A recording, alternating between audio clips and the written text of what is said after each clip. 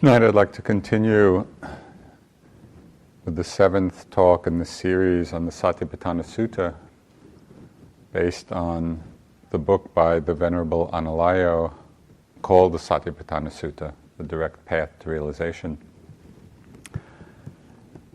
So as you probably remember, the sutta opens with this declaration of the Buddha: Bhikkhus, this is the direct path for the purification of beings, for the surmounting of sorrow and lamentation, for the disappearance of dukkha and discontent, for the attainment of the true way, for the realization of nibbana, namely the four satipatthanas. What are the four? Here, monks, in regard to the body, a monk or a bhikkhu abides contemplating the body, ardent, clearly knowing, and mindful, free from desires and discontent in regard to the world.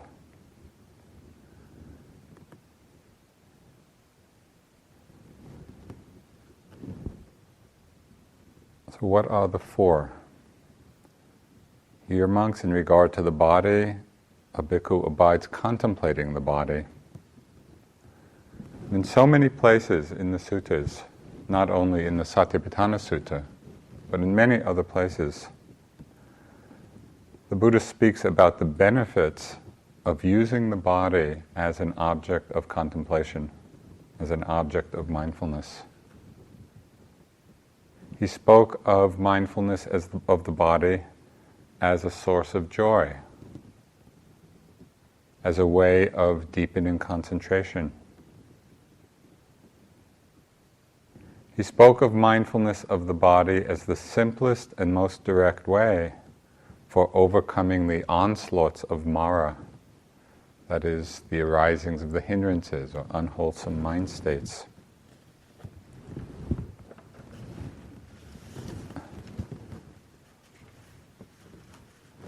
Bhikkhus, when anyone has not developed and cultivated mindfulness of the body, Mara finds an opportunity and a support in him or her. When anyone has developed and cultivated mindfulness of the body, Mara cannot find an opportunity and support. And he went on to use different examples. He likened lack of mindfulness of the body to be similar to a mound of wet clay and a heavy stone falling into the wet clay, and it falls right into the clay, making an indentation. When there is mindfulness of the body, Buddha said it's like throwing a ball of string against a hardwood door. It doesn't have hardly any impact at all. When there's not mindfulness of the body, it's like pouring water into an empty jug. Mara just enters. When there is mindfulness of the body, it's like the jug of water that's already full. We can't add any more in. He also spoke of mindfulness of the body as being the basis for every kind of accomplishment, leading onward to nibbana, to awakening. Bhikkhus, when anyone has developed and cultivated mindfulness of the body, then when he inclines his mind towards realizing any state that may be realized by direct knowledge, he attains the ability to witness any aspect therein, there being a suitable basis.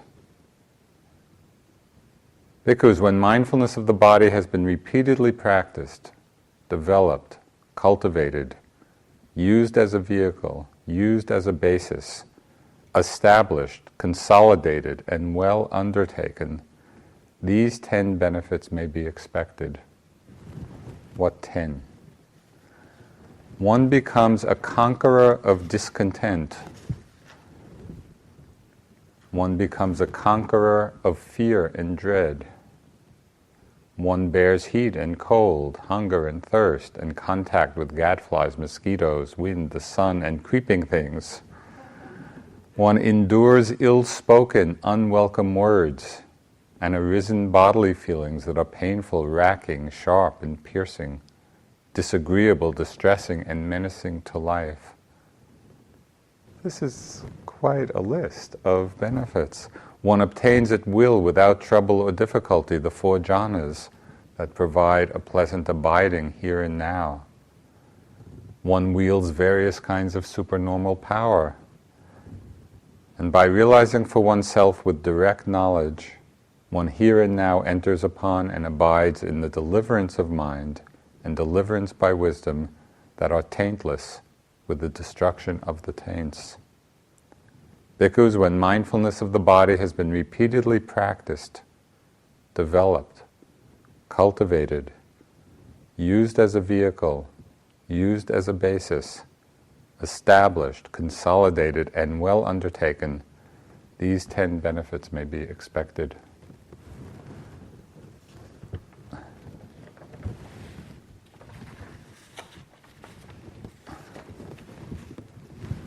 Sometimes, I think in the midst of our practice, it seems like we're doing such an ordinary thing, just paying attention to the body in the various ways we do. And yet the Buddha is pointing out that the practice of this, the cultivation of it, the establishment of the mind in it, making mindfulness of the body the default setting for our minds, where that's where we abide, more usually, there is tremendous power in this. After the Buddha's death, Ananda remarked that mindfulness of the body can truly be considered one's best friend. And very often in my practice, it has felt like that. In the midst of kind of the endless proliferating thoughts, or in the midst of big emotional storms, or in the midst of the energetic ups and downs of our practice, we can always and easily come back to just this breath, or just this step. So many times in my practice, I've been thankful that it has been this simple. It's not complicated. It's just the practice of doing it. It's the practice of remembering to do it.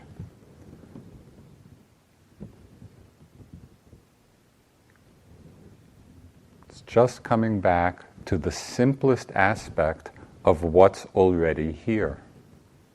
It's not something we need to go looking for, not something we need to go searching for.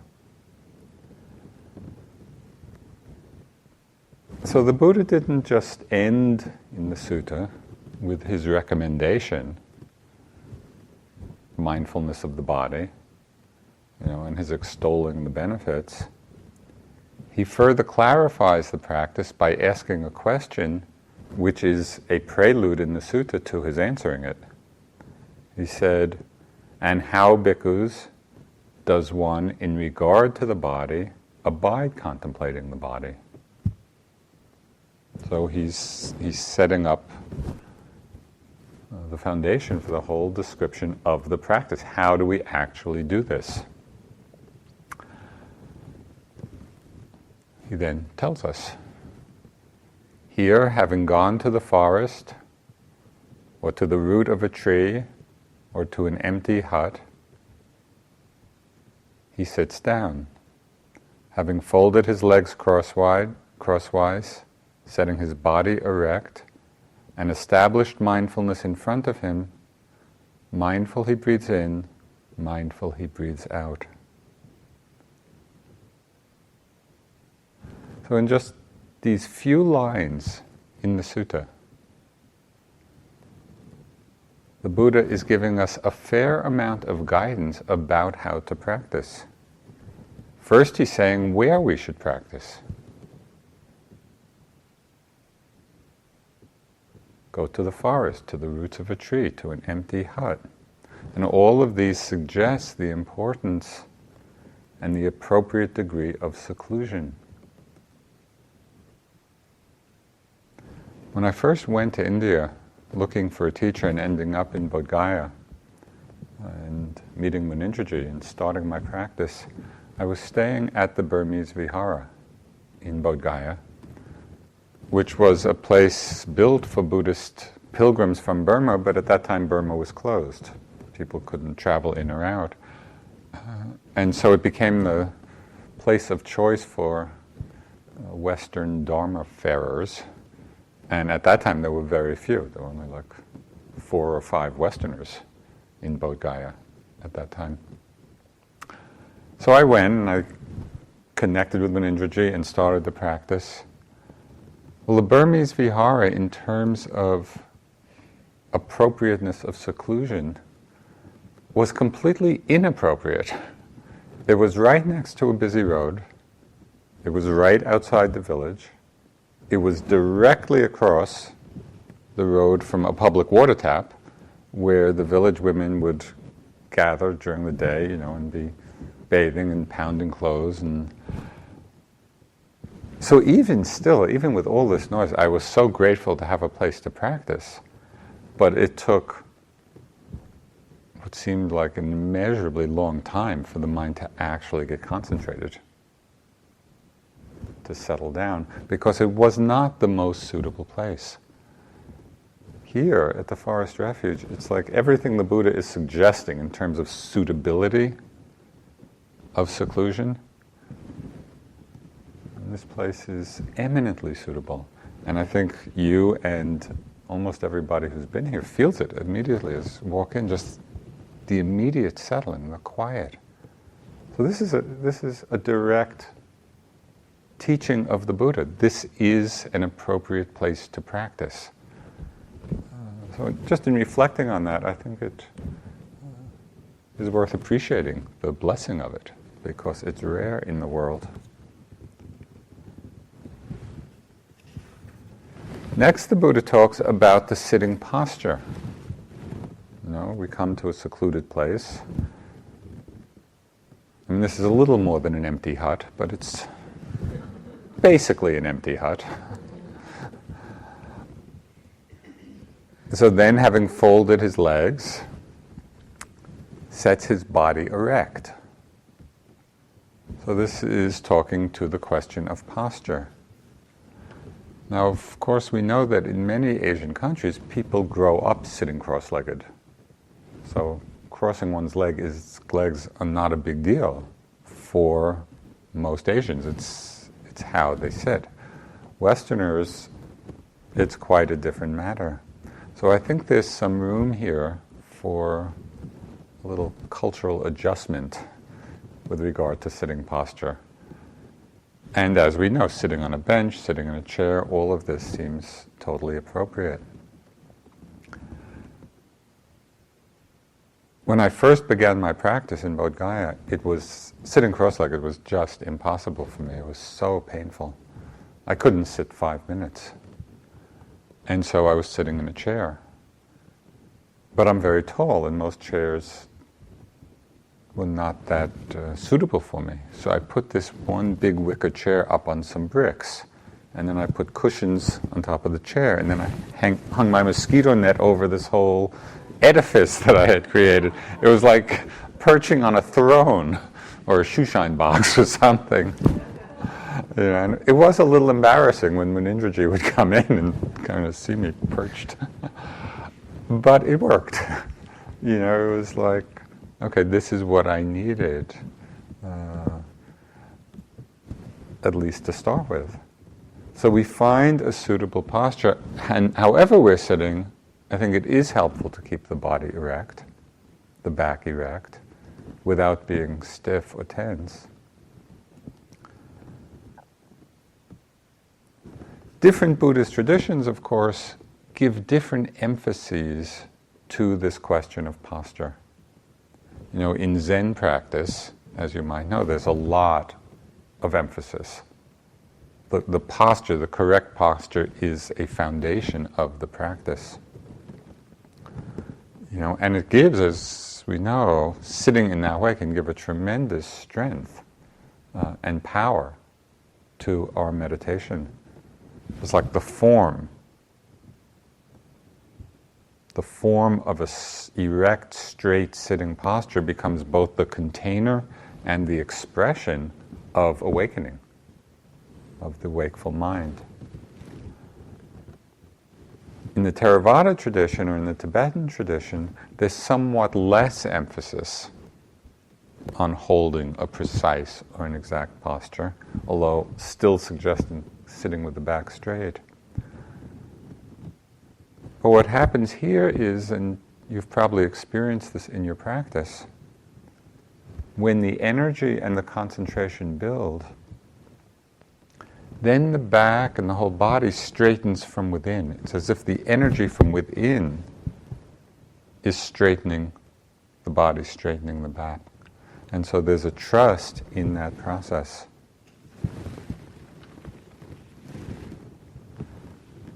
For our own practice, how do we follow these Buddha's guidance? I think it's helpful to find the balance between these two approaches. When we're sleepy, when we're distracted, when the mind feels enervated or in a weakened state, then sitting Zen-like could be very helpful. Where we really sit up straight, we take a very exact posture. That becomes our object of attention, and it really raises energy. There's a kind of meditative understanding that effort creates energy. It's not so much that we need energy to make effort. The very making of the effort is what builds the energy in the system. And we know this, for example, not so much here, but in our life in the world, if you're feeling very tired, and you go out and do some vigorous exercise, the very effort to do it actually creates more energy in the system. Well, here we're using that principle in a more refined way. Effort creates energy. The effort to sit straight actually makes us more wakeful. But if it feels like there's too much striving, over-efforting, then it might be helpful to actually relax the posture a bit and allowing the energy to flow from within. And I had a very striking example of this in my practice in Burma. It was at the Mahasi Yekta, the monastery in Rangoon. I'd been there a couple of months, and my practice had gotten to a place where it just felt stuck. I was going over the same ground again and again and again. Each day Sayadaw Pandita was kind of waiting for me to come in and report something different. But it was just the same thing that was happening. At one point, I think, by way of encouragement, he gave me this example. He said, it's not a very Buddhist example, but it's what he said. It's like a hunter going out into the forest, looking to catch an animal. And he goes day after day, and he can never catch the animal, but at least he's learning the ways of the forest. So that's what he told me by way of my practice. You may not be catching anything, but you're learning this particular stretch of ground by going over it repeatedly. But then as suddenly I just had the idea, I had been sitting cross-legged all the time. And I thought, well, I'm going to just start alternating, sitting cross-legged and then sitting in a chair. Sitting cross-legged, sitting in a chair. And it was amazing, just that little bit of relaxing a certain kind of efforting or striving that I didn't even realize I was doing. But just by relaxing the body into a somewhat more comfortable posture, it opened everything up. It actually allowed everything to continue to unfold. So I saw the value of that side as well. Sometimes we make more effort, sometimes we relax the effort a bit. So we go to a secluded spot, sit one way or another with the back erect, and then the next phrase the Buddha uses in the Sutta says, to establish mindfulness in front of him. Now this phrase, establishing mindfulness in front, it's a kind of ambiguous phrase. What does that mean? And it's been interpreted in several different ways. We go to a secluded spot, assume our posture, establish mindfulness in front. In one way of understanding it, it means establishing the attention, focusing the attention just at the tip of the nose, either the nostrils or the upper lips. So it's actually establishing the focus of attention in that place. And an image that's used is like a gatekeeper in an ancient city, that's just watching people come and go, but not actually following them in and out of the city, just staying at the gate. So this is one meaning of establishing mindfulness in front. We establish our attention right at the gate of the nostrils, and we just attend or are mindful of the breath going in, the breath going out.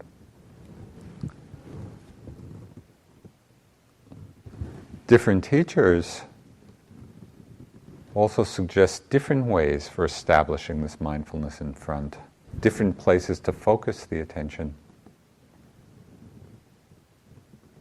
And two of the great Thai forest masters, Ajahn Mahabua and Ajahn Dhammadharo, they instruct their students to begin with their attention at the tip of the nostrils, but then as things develop, to actually focus on the chest or the solar plexus as the place of attention. So that's their way of establishing mindfulness in front. And of course, in the Mahasi tradition, a lot of emphasis is given to the rise and fall of the abdomen. So we hear all these different interpretations or instructions. I've always appreciated a lot the pragmatism of Munindraji,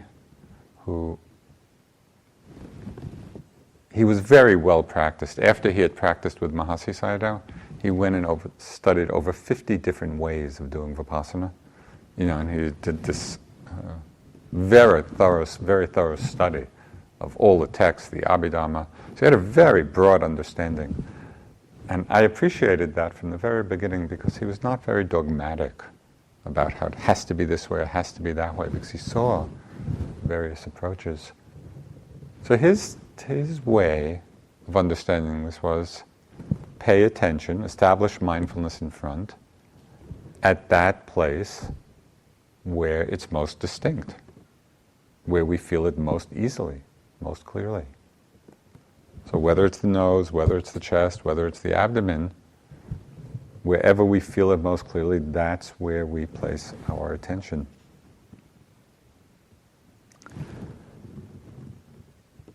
But there's another whole interpretation of this phrase.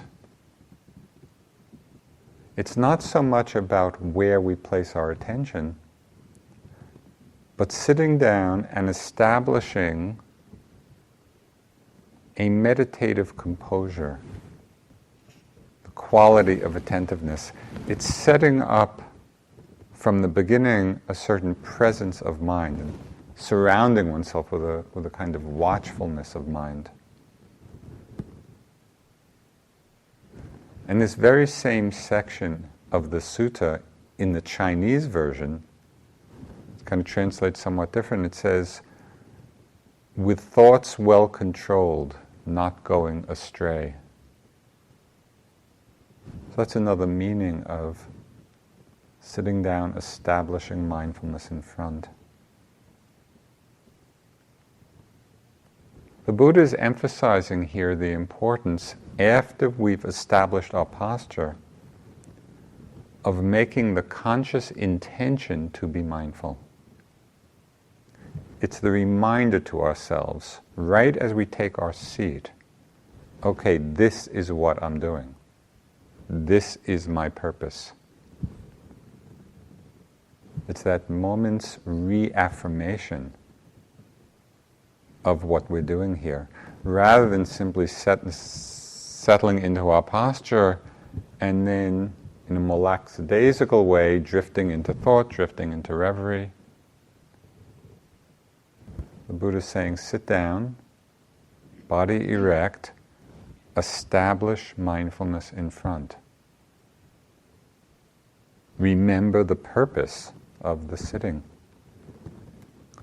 Because that very first moment of intention can actually condition the whole direction of the sitting. It's a powerful moment to pay attention to.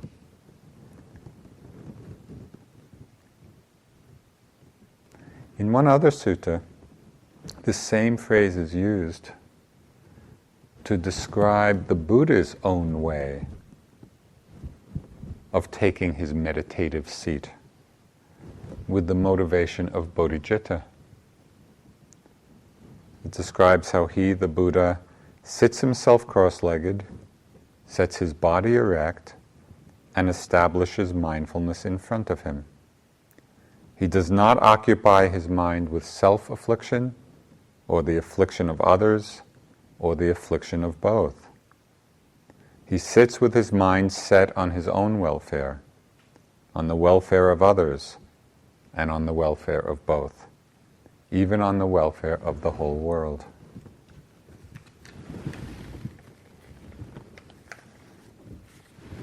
So as we apply these words of the Buddha in the Satipatthana Sutta in our own practice, we can include all of these aspects, all of these meanings. Setting mindfulness in front. It means the specific place we direct our attention. It means the basic setting of our intention to be mindful. And it includes the wish for our practice to benefit all beings. So all of that is included in this one short phrase. So we found a suitable place to practice. We've assumed an appropriate posture. We've established mindfulness in front of us. In the sutta, the Buddha then gives a series of progressive instructions regarding the breath as the first of the body contemplations. And he starts out in the most simple way. Having established mindfulness in front, mindful he breathes in, mindful he breathes out. So here, as in so many other places in the suttas, the Buddha is pointing to sort of the invaluable but often overlooked power of our own breathing. Now, this humble breath, which we mostly in our ordinary lives ignore, is such a good and powerful object of meditation because it is always present. And it's a suitable object for all personality types. You know, you're familiar with the Buddhist personality types, the greedy type, angry, aversive, and deluded type. And each one has specific meditations which are particularly appropriate, as antidotes to those tendencies. But the breath is universally applicable. It leads both to deepening concentration and it leads to penetrative insight. And mindfulness of the breath also is a stabilizing factor at the time of death. That even our last breath could be a mindful one, if we're well practiced in it. And that would be a tremendous gift.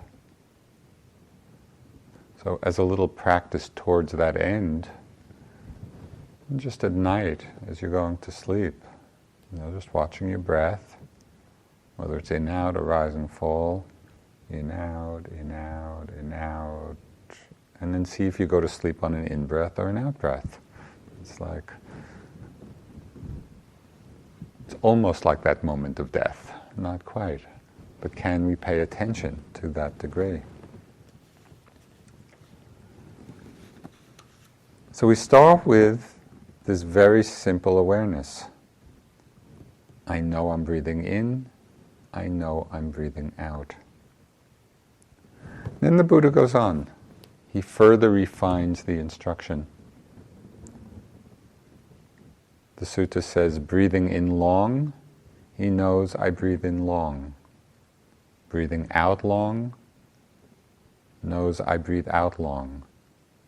Breathing in short, he knows I breathe in short. Breathing out short, he knows I breathe out short. Now the idea, as you know, in this practice is not to control the breath. It's not to make it long specifically, it's not to make it short specifically, but it's simply to notice how it is.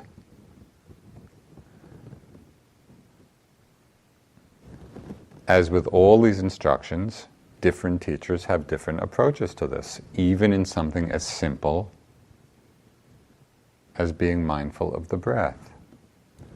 So Sayadaw Pandita has a very specific approach.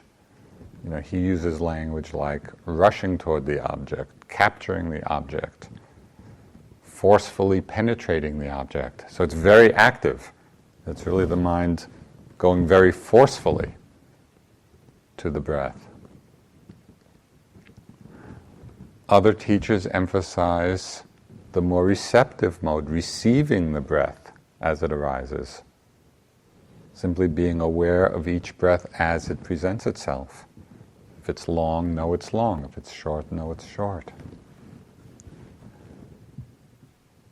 Now usually people hear these different instructions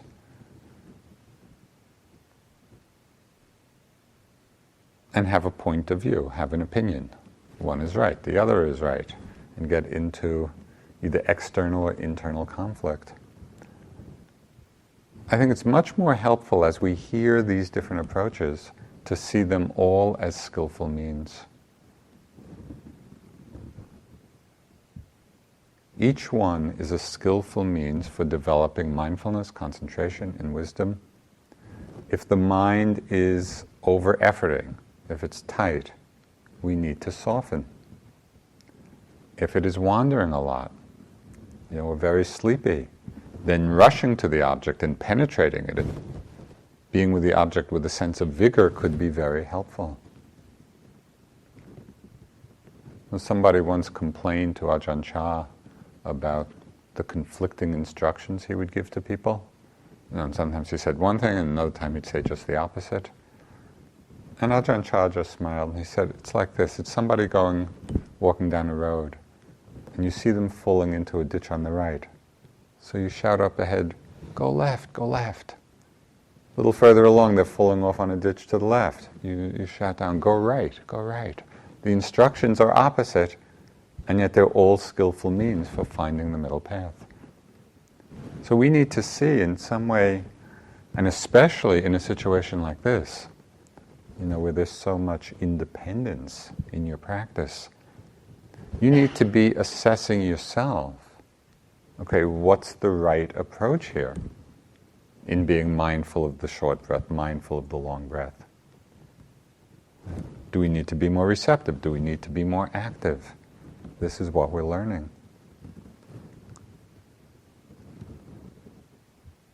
At times the breath can get very refined, and sometimes it's imperceptible. We don't feel the breath at all. At those times, we don't want to be intentionally making the breath stronger in order to be able to be mindful of it, which yogis sometimes do. Rather, it's using the increasing refinement of the breath to draw the mind down to that level of subtlety. It's like listening to the progressively fainter sounds of a bell.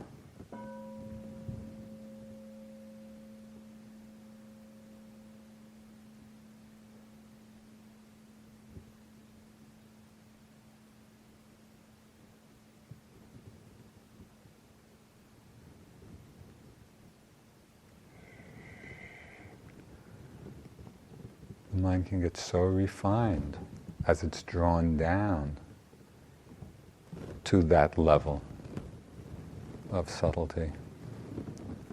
So the refinement of the breath, which can happen in the practice, then becomes the vehicle for the refinement of the mind.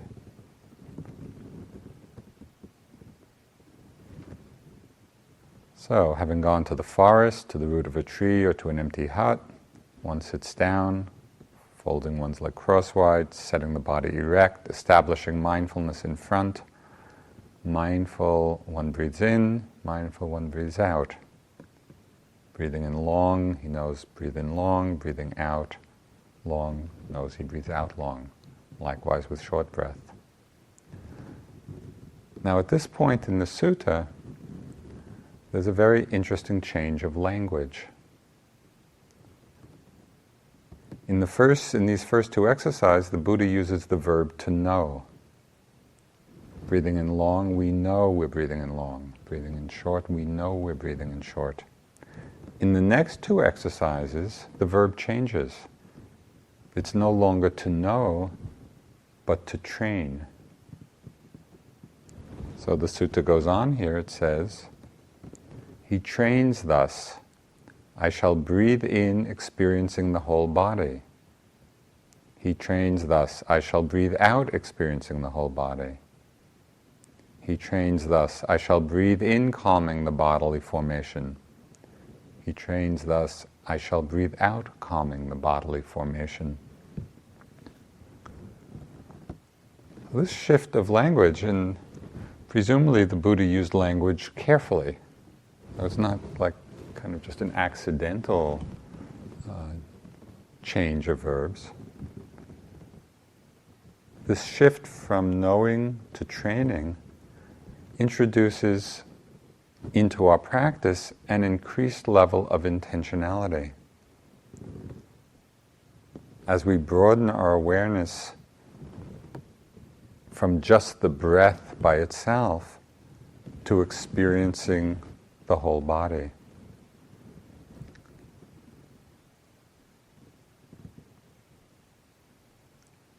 He trains thus, I shall breathe in, experiencing the whole body. I shall breathe out, experiencing the whole body. But here too, there are different interpretations of what this means.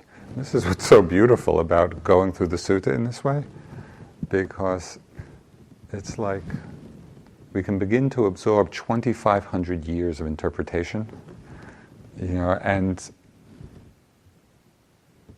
again, instead of getting attached to view, it becomes a way of appreciating the richness of 2,500 years of people's practice, and how all of this has been applied. So there's a lot to learn, from these nuances of language. So what does it mean to say, to experience the whole body? In its most literal meaning, it means breathing in and feeling the whole physical body, feeling the body posture.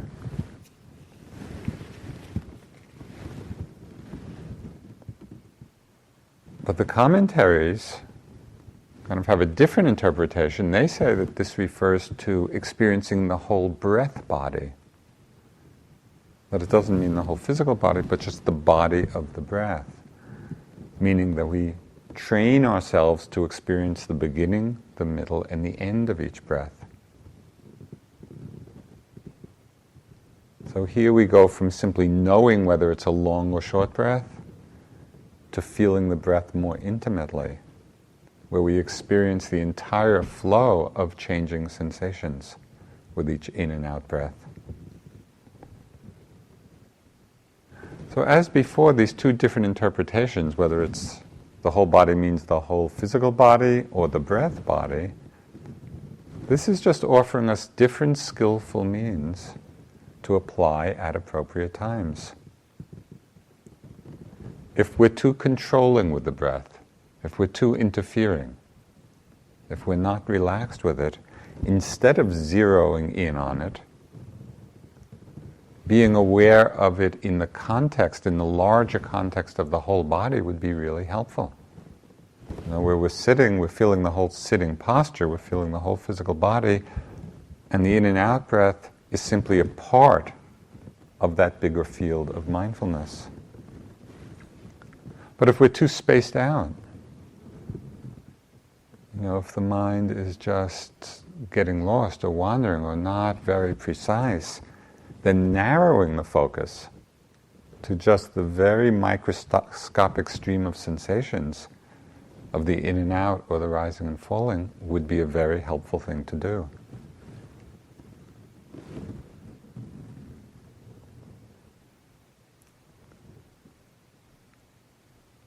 So in the last instruction in this sequence of training ourselves to breathe in, it says, breathe in, calming the bodily formation.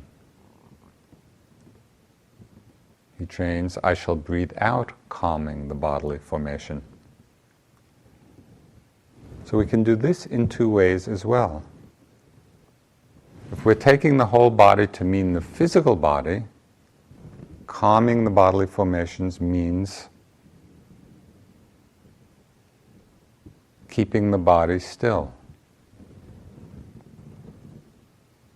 Means keeping the posture steady. Means calming any inclination to move. And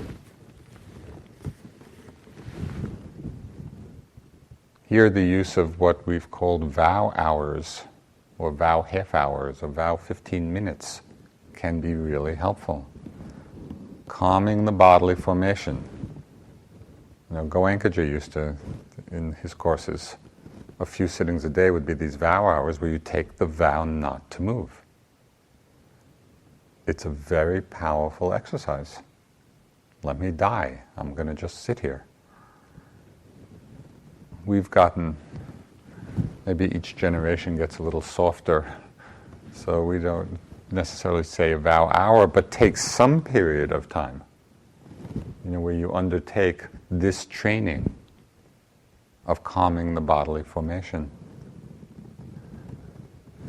When we understand calming the body to mean the breath body,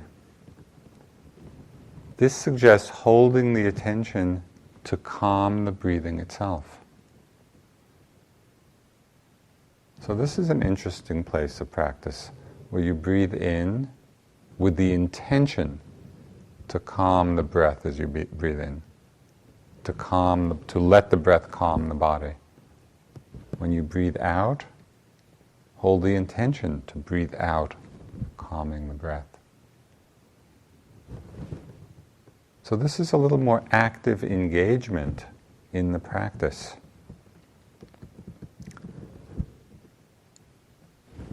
Now this particular instruction in the sutta of calming the breath, calming the body, is the basis for both samatha practice, jhana practice, and insight.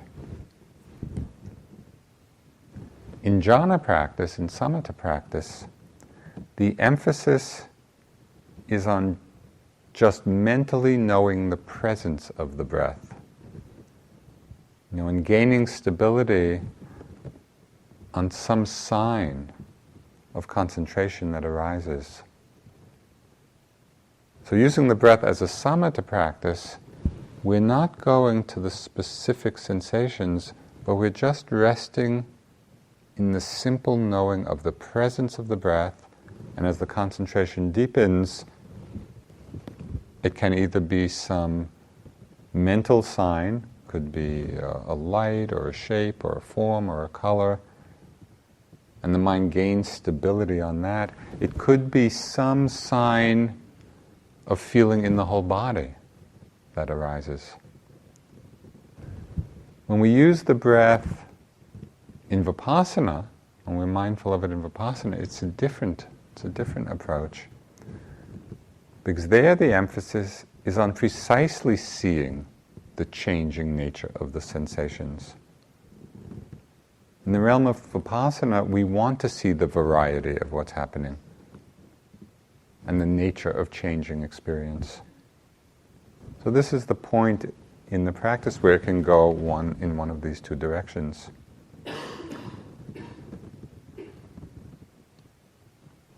What's surprising in our lives is how often we overlook the breath. Even though each breath is actually sustaining our lives, isn't it odd that we would find the breath boring? This phenomena that moment after moment is literally keeping us alive. And so when we're feeling bored by the breath, I think it's a certain lack of gratitude, and a lack of close attention that is somehow tuning in to the power of this process.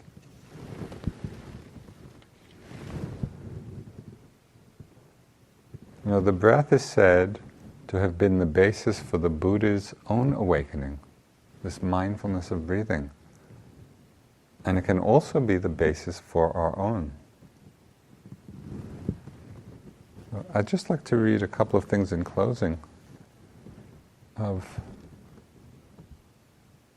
how the Buddha spoke of this practice of mindfulness of breathing.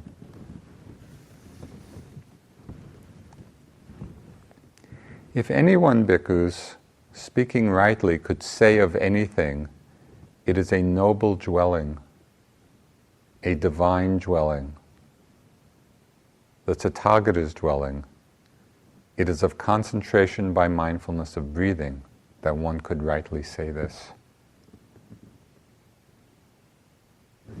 Can we sit with that appreciation? This is not an insignificant process that's happening. It is a noble dwelling, a divine dwelling, the Tathagata's dwelling. This concentration by mindfulness of breathing. And he goes on to say, bhikkhus, those bhikkhus who are trainees, who have not attained their mind's ideal, who dwell aspiring for the unsurpassed security from bondage, that's us. For them, concentration by mindfulness of breathing, when developed and cultivated, leads to the destruction of the taints. Those bhikkhus who are arhants, it's probably not us, whose taints are destroyed, who have lived the holy life, done what had to be done, laid down the burden, reached their own goal, utterly destroyed the fetters of existence, those completely liberated through final knowledge.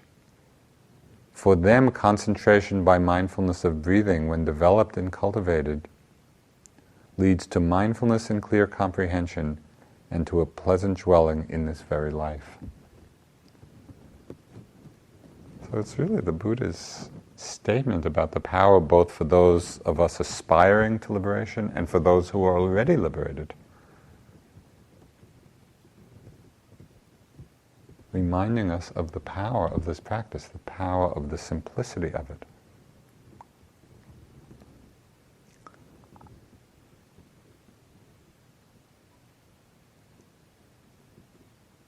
Bhikkhus, if wanderers of other sects ask you, in what dwelling, friends, did the Blessed One generally dwell during the rains residence? Being asked thus, you should answer those wanderers thus. During the rains residence, friends, the Blessed One generally dwelt in the concentration by mindfulness of breathing.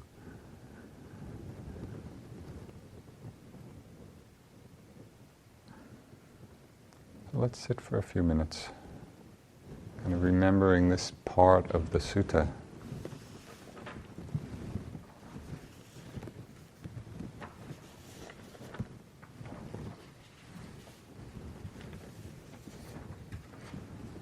Having gone to the forest or to the root of a tree or to an empty hut, one sits down,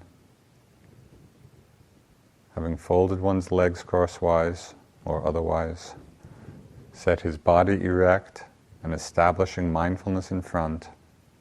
Mindful one breathes in, mindful one breathes out. Breathing in long, one knows I breathe in long. Breathing out long, one knows I breathe out long. Breathing in short, one knows I breathe in short. Breathing out short, One knows I breathe out short. One trains thus. I shall breathe in, experiencing the whole body. One trains thus. I shall breathe out, experiencing the whole body. One trains thus. I shall breathe in, calming the bodily formations. One trains thus. I shall breathe out, calming the bodily formations.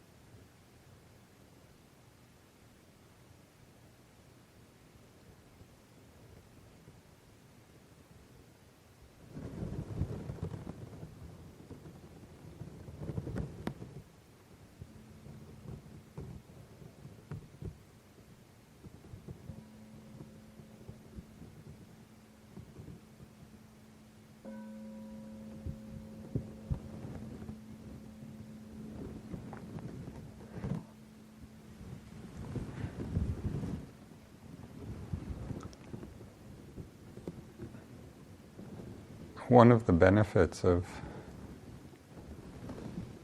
going through the sutta in this way is that taking in the very basic instructions, especially for people who are well practiced, I've found it's a way of illuminating kind of old yogi habit patterns of mind. It's like, okay, let's start from the beginning. Right? And especially when we look at the Buddha's words directly and just apply them directly, it can shake loose maybe sometimes old habit patterns that we've established in our practice that we don't even know we've established. And then when U Pandita first came in 1984, of course I had been practicing a long time and teaching quite a while, and he made some comment about that in the first interview. And I said very genuinely, I want to start just from the beginning, because I wanted to begin again, freshly, in my practice. So I think that's the usefulness of hearing the sutta in this way. So I hope it's useful for you as well.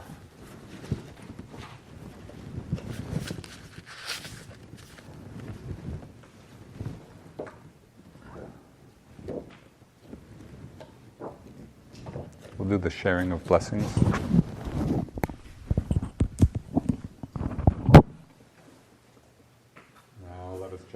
Verses of sharing and aspiration through the goodness that arises from my practice. May my spiritual teachers and guides of great virtue, my mother, my father, and my relatives, the sun and the moon, and all virtuous leaders of the world, may the highest gods and evil forces, celestial beings, guardian spirits of the earth, and the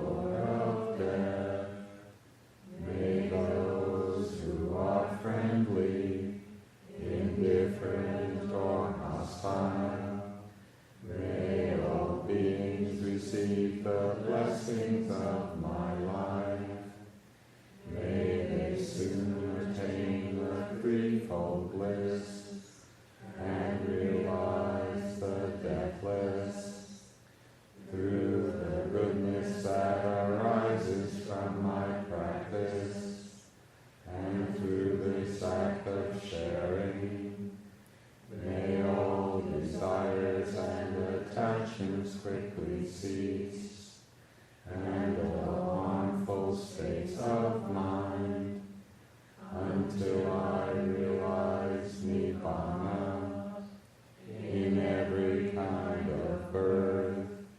May I have an upright mind, with mindfulness and wisdom, austerity and vigor.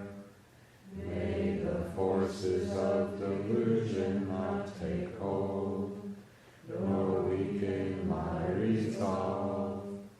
The Buddha is my excellent refuge.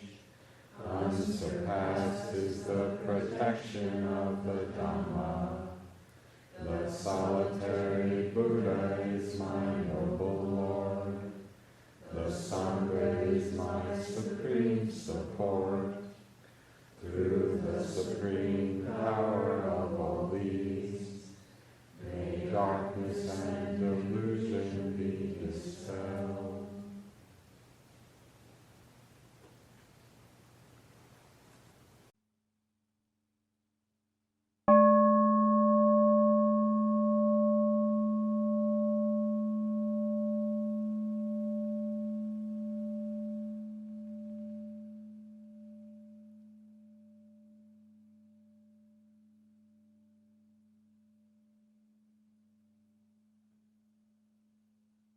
This talk was given by Joseph Goldstein at Forest Refuge on May 29, 2004. It is an offering of the Dharma. Thank you for listening. To learn how you can support the teachers and Dharma Seed, please visit dharmaseed.org.